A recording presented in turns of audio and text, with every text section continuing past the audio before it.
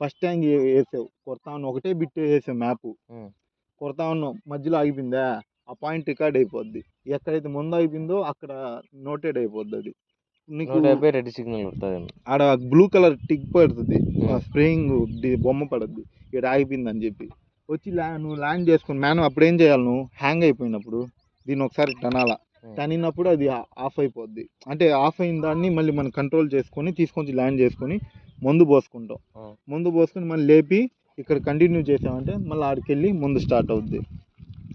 నీకు ఈజీగా ఉంటుంది, చాలా సిస్టమేటిక్గా ఉంటుంది ఇది. దాంట్లో అసలు అంత ఉండదు.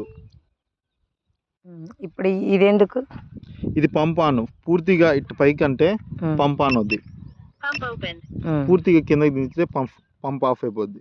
ఇది అవసరం లేదు ఏబీ మోడ్, నేను అది నీకు అవసరం లేదు, నేను ఫ్యూచర్లో చెప్తా కావాలంటే. ఇది వచ్చి ఆర్టీఎల్ లాగా, అంటే రిటర్న్ ల్యాండ్.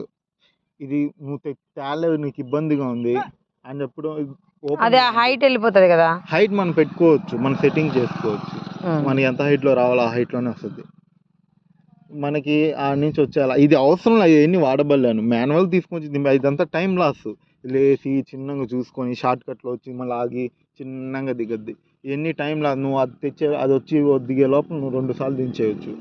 అంత మెయిన్ గా వాడాల్సి ఉండేది జాయిస్టిక్, ఇది 3, 1, 2, 3 జాయిస్టిక్లు, ఈ 2.